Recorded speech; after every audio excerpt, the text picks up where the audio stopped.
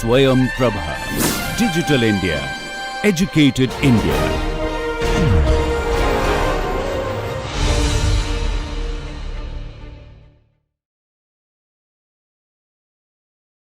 Hello everyone, I am Dr. G.C. Purnima, Professor and Head, Department of Anatomy, Mysore Medical College and Research Institute, Mysore. Today I am going to talk about the histology of vas deferens and prostate. So, the learning objective of this is describe the microscopic feature of vas deferens, differentiate the microscopic features of vas deferens with the ureter and uterine tube, describe the microscopic features of prostate gland, discuss the anatomical and clinical zones of the prostate gland. Vas deferens is a paired structure. It is a thick muscular tubular structure. It helps in the transportation of the spermatozoa from the epididymis to the ejaculatory duct. It is 45 centimeters long. The terminal part of it is sacculated, which we call it as ampulla. The external course, it is present, ascends upwards behind the testis, medial to the epididymis. This is the epididymis. So, it is medial to the epididymis. It ascends upwards behind the testis. So, here is the testis. So, this is how it ascends upwards. It enters the spermatic cord, the pass to the inguinal canal into the abdominal cavity.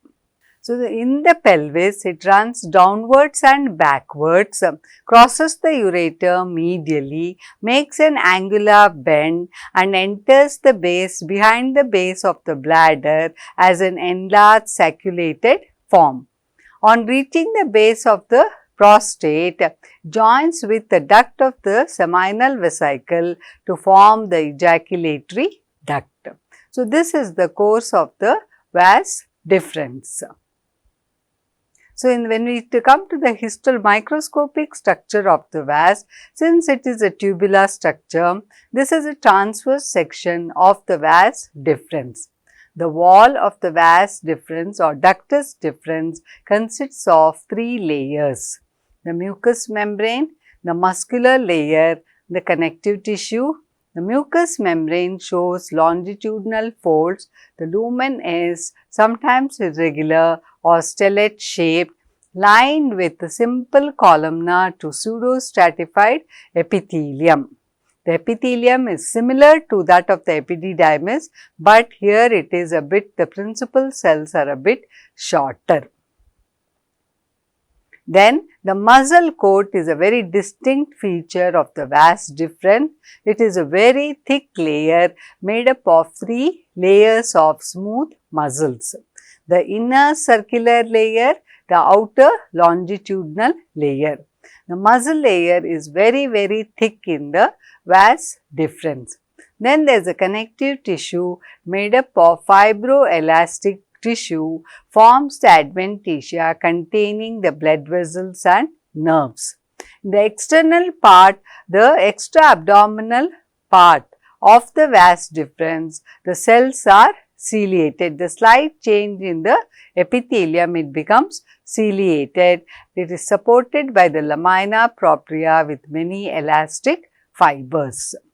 So, this is a pseudostratified epithelium which we see. This is a sterocelia that is lining that one, and this is the connective tissue that is lined beneath the mucous membrane. This is the thick smooth muscles that is present in the wall of the vas deferens.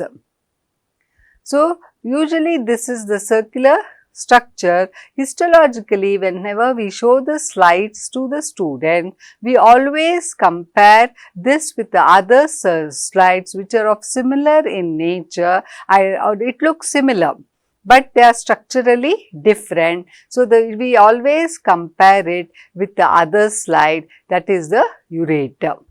So, when we take the histological difference between the two, so it is a vas deferens is a thick muscular tubular structure lined with a pseudostratified columnar epithelium with stereocilia.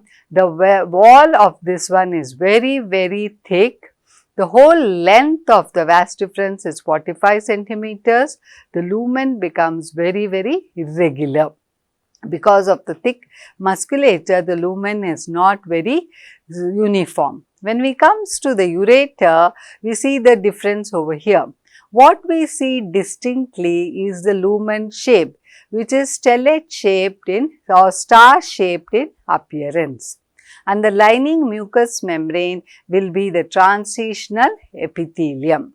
And even though it is a thin tubular muscular structure, the muscle layer what we see here is very thin. So, the ureter, here the transitional lining epithelium is transitional epithelium.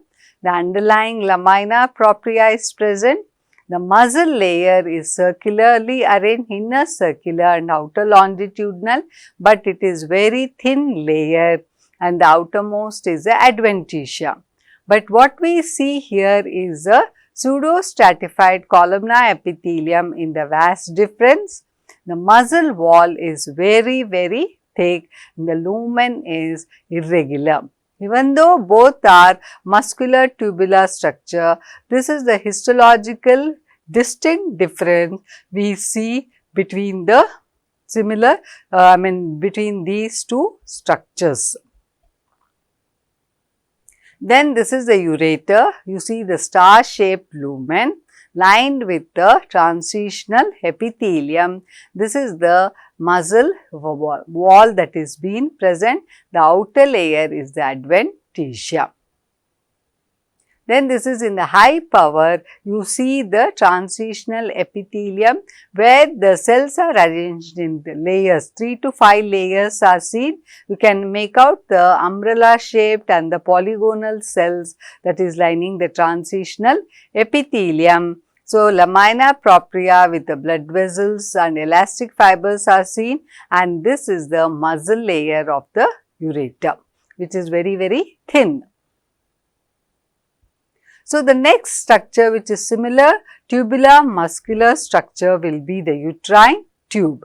So, when we see the uterine tube microscopically, what we see is the lumen. It is a circular structure again because transverse section of it is being taken. The centrally placed is the lumen, and then we see the branching pattern of the mucosal folds. So, with high branching, primary and secondary branching of this mucosal folds is being taking place, and it is thrown into the lumen. The lumen completely covered by this mucosal branching, and it is lined with simple columnar ciliated epithelium. This is the lining lamina propria beneath the mucous membrane, and then we have the muscle coat. The muscle coat is again smooth muscle, but it is not as thick as in the ureter, and this is the outer adventitia. Then when we go to the high power of the uterine tube, here you can see the foldings of the mucosal folds with the branching pattern, and the lining is the ciliated columnar epithelium. The muscle wall is being thin over here. This is the lamina propria. See how the branching of the mucosal folds is being taking place, and it is thrown into the lumen. This whole thing is the lumen. So, it is not a single layer, but because of the branching pattern of the mucosal folds can be observed within the lumen in the uterine tube. So, this is very distinctly we can make out over here. This is the lumen of the uterine tube, and these are all the branching pattern of the mucosal folds. We call it as primary branching and the secondary branching. In some slides, we see the whole lumen is filled with the mucosal folds. Over here, see, this is the branching, and here what we observe is the smooth muscle which is quite thin. It is not as thick as in the vas deferens. So, now the difference between the vas deferens and the uterine tube. So, you see the thick muscle wall. This is a lumen. the lumen. So, here it is a pseudo-stratified columnar epithelium, but where here it is a simple ciliated columnar epithelium, and then it is the lining epithelium is cilia. It is about 45 centimeters long, it is about 10 to 12 centimeters. The branching pattern so distinctly made out over here, which is not observed in the vas deferens. And next is observe the muscle wall. So thick in the vas deferens, whereas the muscle wall is not so very thick in the uterine tube. So this usually a comparison is always made between the tubular structures, because when a cut section is taken, a transverse section is taken, and then the histological slides are shown, almost in the first this thing for the students, it becomes very difficult to see the slides. Then he will start seeing it, he has to make the difference between all the three slides. So this is the coming to the three slides when put together, this is how we can make out distinctly. This is the vas deferens. The lining is the pseudo-stratified epithelium you see over here with the irregular lumen. The thick muscle wall is made out.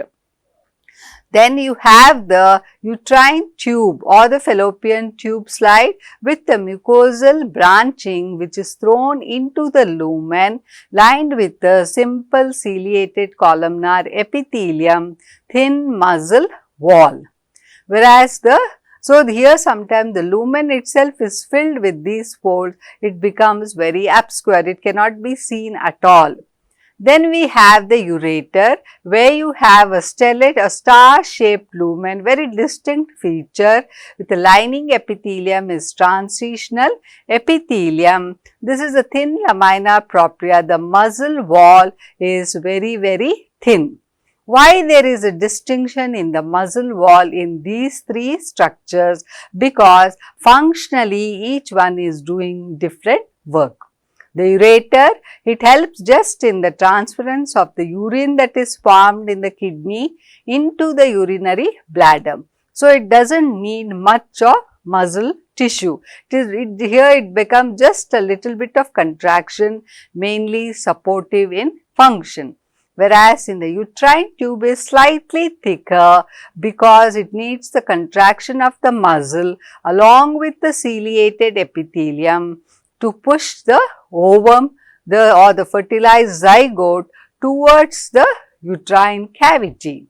That is a function. So, the contraction is little bit needed over here to push it along with the ciliated epithelium. And finally, in the vas deferens, we need a very, very thick musculature, because the main function of the vas deferens is to transference of the spermatozoa to the ejaculatory duct. So, it leads lot of contraction of to push forward the spermatozoa, and also in the vas deferens, the process of spermiogenesis is taking place where the non-motile becomes motile sperms. So, this is the difference between the three identically looking slide, but structurally and functionally there is a distinct feature between all the three slides. So, a male patient who is 65 years old comes to a surgical OPD with a complaint of frequent desire to pass urine, and while attempting to pass urine, there is incomplete evacuation and dribbling. So, this is the problem that is frequently faced by the patient. There is incomplete evacuation. Whenever he strains it, only little urine is passed and the rest is retained. So, on examination and on investigation, it was diagnosed to be the case of the benign hypertrophy of the prostate. So, because of this one, it becomes imperative to study the anatomical basis for the symptoms and to know what is the normal histology of the prostate gland. So, this is a sagittal view of the section of the pelvic organs that is taken. This is the urinary bladder, this is the prostate, the seminal vesicle with the duct that is opening, common duct into the urethra. This is the prostatic urethra, the membranous urethra, and this is the spongy urethra that is present. Here we are seeing is the prostate gland. It is an inverted pyramidal shaped structure, the size of a walnut. It extends from the base of the neck of the bladder to surrounding to the upper part of the urethra. The whole length of the prostate gland is 3 centimeters. The width is about 2 to 3 centimeters. It weighs about 8 to 10 grams. On per rectal examination in a normal individual, when it is done, it is firm in consistency. Firm in consistency. So, when we talk about the histological features of the prostate gland, it is a fibromuscular glandular tissue. It is made up of 30 to 50 compound tubular alveolar glands embedded in the fibromuscular stroma. So, this is in the low power, which I am showing now, is the follicles that is present, which is a glandular component that is being seen. So, in between is seen is a fibromuscular component made up of collagen fibers and smooth muscles. So, this is the follicles that is being seen and the fibromuscular component. And then is the glandular component of the prostate is arranged in 3 concentric layers around the urethra. So, what are these glands? The innermost glands are the simple mucus glands, which are simple tubular in nature. The intermediate area is called as the submucous gland, which has less follicles and small ducts which are slight branching is being shown. And finally, you have the outer prostatic glands, which are long glands with the numerous follicles is being present, and the duct system here is very long. Okay, so this is in the concentric arrangement, the glands are being arranged in the prostate. The innermost, intermediate and the outermost gland. The outermost gland has long branched glands with the numerous follicles and longer branch ducts. So, the glandular tissue is seen in the form of numerous follicles lined by the simple to pseudostratified epithelium. It is thrown into numerous folds. There is what you call it as an infolding is observed in these epithelium into the follicles. These foldings, initially it is just a simple columnar lined follicles, but after puberty it becomes pseudo-stratified and infolding has been developed.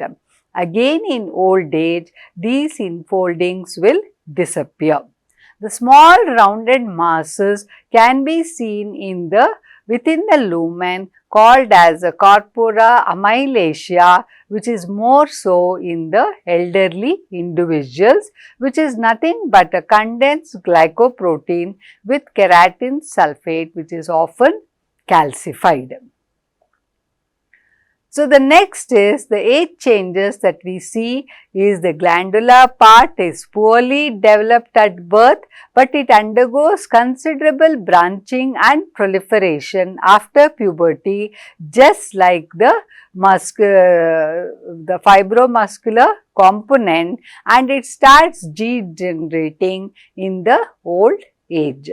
So, the overall, the whole prostate gland, 1/4 is fibrous component, 1/4 is muscular component, the remaining half is the glandular component. So, fibrous and muscular contributes to 1/4 of the whole prostatic gland, whereas most of it is formed by the glandular component. So, here we see the fibromuscular component is very conspicuous.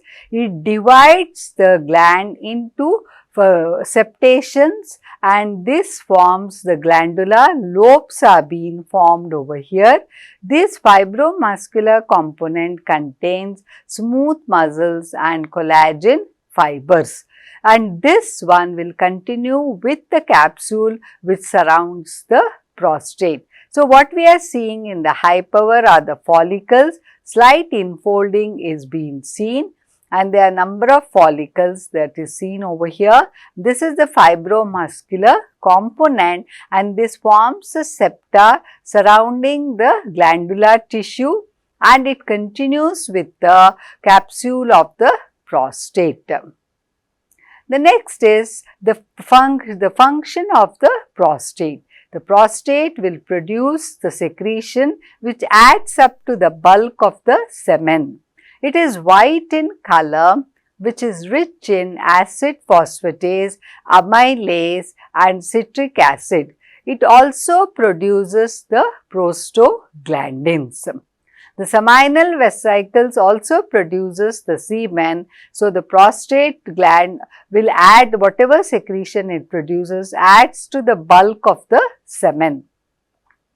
Then the prostate is divided in the anatomical classification. A clinical classification is also called as a surgical zones. There are 4 zones that is being present around the prostate. So, there the transition zone, this is the urethra you are seeing. This is the transition zone which surrounds the urethra, which is very proximal to the urethra, and it is made up of only 5% of the glandular tissue, whereas the remaining part is the fibromuscular tissue.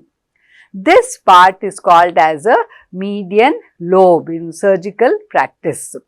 The central part is about 20% of the glandular tissue. It is around behind the ejaculatory duct it is being present. The remaining part is the fibromuscular compound in the central zone. This is the peripheral zone in which 70% of it is a glandular tissue. It is a cup-shaped structure which surrounds the central zone and the transition zone, except in the front it is not present. That is the peripheral zone, it is absent in the front. So, most of the peripheral zone is a glandular tissue, about 70 to 75%, whereas the rest of it is a fibromuscular tissue. So, there is no only fibromuscular tissue is present in front of the urethra. There is no glandular component that is being present. So, what is applied anatomy? Normally, the prostate gland with old age it undergoes atrophy, but sometimes this prostate gland becomes enlarged in older men, and it leads to a condition called as a benign prostatic hypertrophy, which affects the transition zone, the zone that is present very proximal to the urethra, which we call it as a median lobe. And this is not an abnormal condition, it is a normal aging process, and this is called as a prostatic adenoma or the benign prostatic hypertrophy. Because it is so proximal to the urethra, that it is enlarged abnormally. When it is being enlarged, it leads to the compression of the urethra whenever the person micturates, passes the urine, or when he strains during micturition. The other zone, carcinoma, is the next commonest condition affecting the prostate gland, and it usually arises from the peripheral zone, which is very rich in the glandular component, and this we call it as a posterior lobe surgically. So, this becomes the median lobe, this becomes the posterior lobe, the central zone which contains 20% of the glandular tissue will not be affected by this thing, but however later on this carcinoma can spread here also. So this is always the carcinoma. Why the prognosis is bad is because it's always diagnosed late, because the peripheral zone is affected, which is so far away from the urethra. The patient will invariably not suffer from any compression of the urethra. So when it's already spread to this region, it will be in the later stages. Sometimes it can be detected as a small mass during the BPH procedure. When the prostate is removed, they have sent for histological examination. It can be detected. The carcinoma can be detected early, which may be an accidental finding. The central zone is rarely as such is not involved, but however the carcinoma can spread over here. So these are the anatomical and clinical zone, the transition zone, and the front of the urethra, which is rich in fibromuscular component, and then this is the central zone, which is 20% of the glandular tissue, the peripheral zone, which is more prone, rich in glandular tissue, about 75%, more prone for the carcinomatous changes is seen in the peripheral zone. So, when we come back to our clinical case where the patient presented with the frequent desire to pass urine, and while attempting to pass there was dribbling and incomplete evacuation. So, it was diagnosed as a benign hypertrophy of the prostate. Why this event has occurred? There is a dribbling of the urine and incomplete evacuation because as soon as a person strains to pass urine, because of the enlarged prostate gland will compress the urethra. So, there is incomplete evacuation, and sometimes because the bladder is full, there will be some amount of dribbling of the urine that is taking place. And so, this posterior lobe is more prone for the prostatic carcinoma where the glandular component is involved. So, in the summary of all these things, this is in the low power. What you see is a number of prostatic follicles which is lined with the simple columnar to pseudostratified epithelium, and here are the fibromuscular component that is thrown into septas, dividing the glandular component into lobes, and this continues with the capsule of the prostate. So, this is the arrangement of the glandular tissue which is present around the urethra. So, this is the innermost glandular structure, the mucus with the short ducts. This is the intermediate zone with the slight branching pattern of the ducts, and the outermost zone is the actual glandular tissue of the prostate, which is highly branched ductal system with a lot of glandular follicles is being seen. So, this is the anatomical and clinical zones that is being classified. So, this is the urethra. So, this is the transition zone which is rich in fibromuscular component. This is the middle zone or the central zone, and this is the peripheral zone. So, this is the histological in the high power. Here you see the infoldings of the prostatic follicles, the lining epithelium. So, after puberty, this has become into pseudostratified epithelium. It is thrown into fold, and the follicle size has also increased, and also there is an increase in the fibromuscular component. So, here this is the septa that is being seen, and with the old age the size decreases, the size of the follicles decrease, the size of the pseudoepithelium also is, the infoldings will disappear and it becomes simple columnar. So, this is the fibromuscular septa, which is one of the important features. It depends on where the section of the prostate is being taken for the histological exam. If it is rich in follicular component, then it is from the peripheral zone. If it is in the transition zone, then you see more of the fibromuscular component. So, this is the about the prostatic gland, the normal histological feature, and it's important in the clinical practice, especially as a benign hypertrophy or prostatic hypertrophy is a common clinical problem encountered in elderly man in the surgical OPDs. Thank you.